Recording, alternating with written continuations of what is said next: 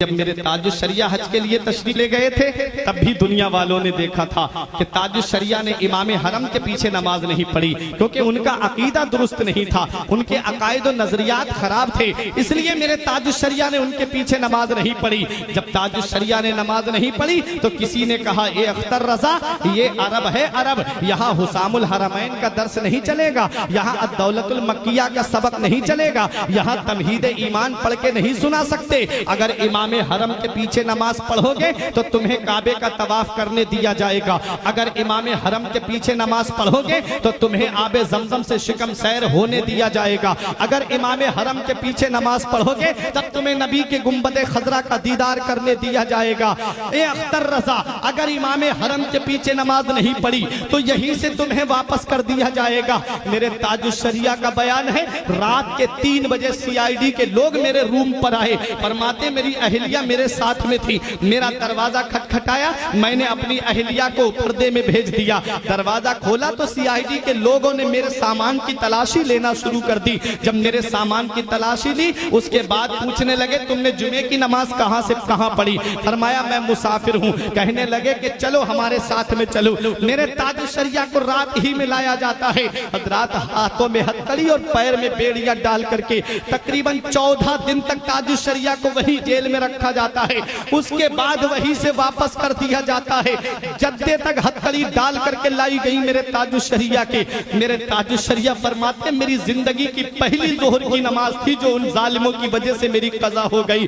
जब मेरे ताजुश शरिया को जद्दे पे छोड़ा गया, जब ताजुश शरिया से कहा गया कि अख्तर रजा, जिस दिन इमाम हरम के पीछे नमाज पढ़ोगे उस दिन तुम्हें सारे अरकान अदा करने दिए जाएंगे। मेरे ताजुश शरिया ने फरमाया, ये लोगों परेशान कर रहे हो, इतना याद रखना, अगर अख्तर की मोहब्बत सच्ची होगी, अख्तर का इश्क सच्चा होगा, अख्तर का प्यार सच्चा होगा तो वो दिन दूर नहीं है कि तुम खुद मुझे दावतनामा दे करके बुलाओगे। मेरे ताजुश शरिया सऊदिया हुकूमत के नुमाइंदों से कह के आते हैं, अगर अख्तर का इश्क सच्चा होगा, अख्तर की मोहब्बत सच्ची होगी तो तुम देख लेना, वजूद में इश्क रसूल है, सांसों में इश्क रसूल है, कलम में इश्क रसूल है, जात में इश्क रसूल है, किताबों में इश्क रसूल है, तसनीफ में इश्क रसूल है, अरे अक़वाल में इश्क रसूल है, अफ़आल में इश्क रसूल है, आमाल में इश्क रसूल है। सीरत से इश्क रसूल की किरणें फूट रही हैं, कैरेक्टर से इश्क रसूल की झलक नजर आ रही है।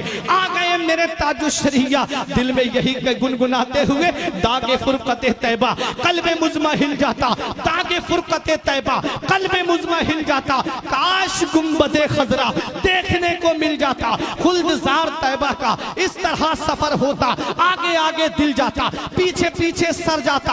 आ गए मेरे ताजुश शरिया बरेली की सरजमीन पर, और जब बरेली की सरजमीन पर दुनिया वालों ने देख लिया कि चंद दिन नहीं गुजरे थे, वही सऊदिया हुकूमत के नुमाइंदों ने दावतनामा सोने के तश्त में सजा करके मेरे ताजुश शरिया के लिए बरेली भेजा। ताजुश शरिया दावतनामा हाथ में लेके दुनिया वालों को पैगाम देते हैं, ऐ देखो ये वही सऊदिया हुकूमत है जिसने नबी के गुंबद का मुझे दीदार नहीं करने दिया था। ऐ बहादुरपुर वालों, बाकी ताजुश शरिया से मोहब्बत है तो आने वाले जुमले पे खामोश नहीं रहोगे। मेरे ताजुश शरिया दावतनामा हाथ में लेकर के गुंबद खजरा की तरफ रुख करके ये पैगाम देते हैं, जहां पानी अता कर दे भरी जन्नत हिबा कर दे, जहां पानी अता कर दे भरी जन्नत हिबा कर दे, नबी मुख्तार कुल है जिसको जो चाहे अता कर दे।